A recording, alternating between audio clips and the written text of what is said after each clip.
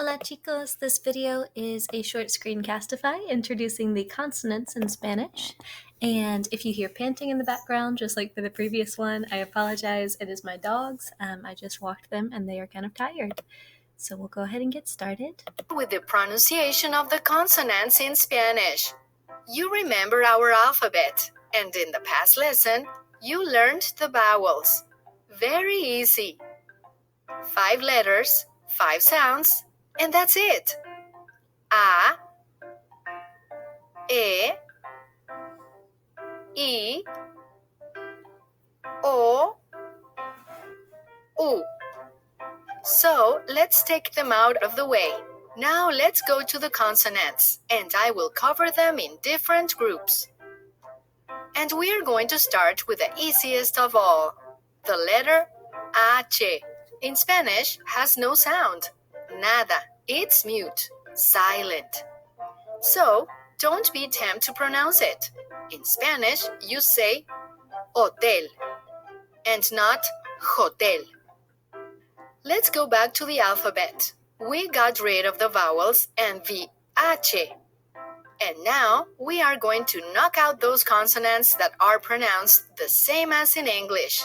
They are the letter D, like día, saludo.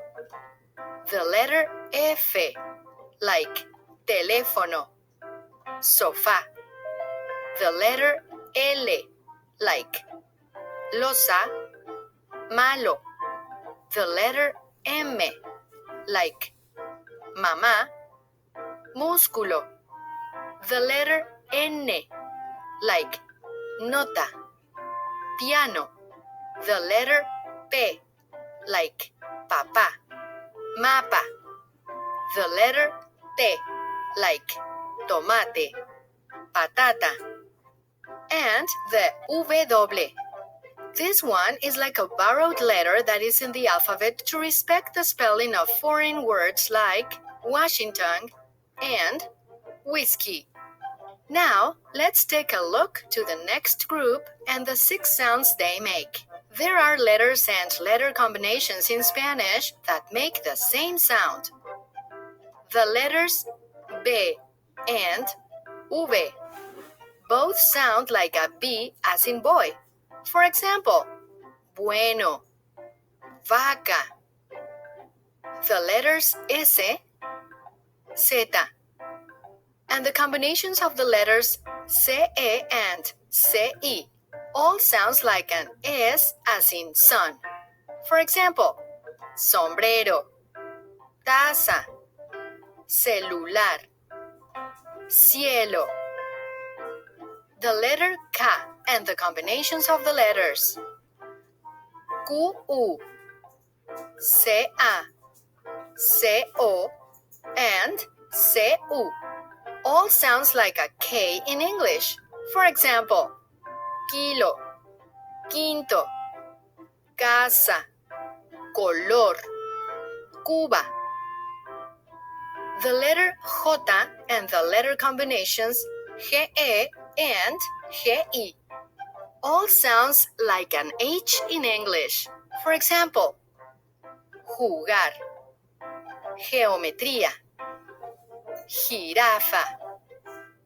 The letter Y followed by a vowel and the double L both sounds like a Y in English. For example, desayuno, castellano. And talking about that Y, if it's not followed by a vowel or it's by itself, it is pronounced like the vowel I, like rey, soy, or the phrase María y Pedro. And finally, to close this group, we have the letter X and a double C. Both sounds like a KS in English. For example, oxígeno, fracción. Now we are going to cover 2 letters that are a little bit more tricky. Let's talk about the letter G. To pronounce that G sound as in English, you need the following letter combinations. GA, like, for example, galón. GO, like gota. GU, like gusano. The tricky part is with the vowels e and I. These words are written with a silent U in between. Gue, like juguete. Gui, like guitarra. If the U is not there, it will sound like an H in English. Remember the examples. Geometría and jirafa we discussed before. Geometría, jirafa. There is no U in between, so you pronounce it like an H in English. If the U needs to be pronounced in the combination gue and gui, two little dots are added on the top of the U. This is called a diéresis.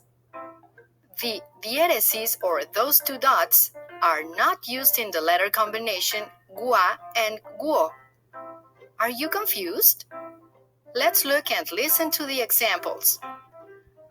Piragüero, pingüino, piragua, antiguo. Got it? Now let's get ready to roll our R's. With the letter R, you can make two sounds, a soft single R or a strong double R. If the R is in the middle or the end of a word, you do the soft single R. Pera, mujer. But if the word starts with an R plus a vowel, you do the strong double R.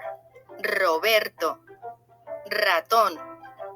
You also do that strong double R if the letters N, S, or L are before the R.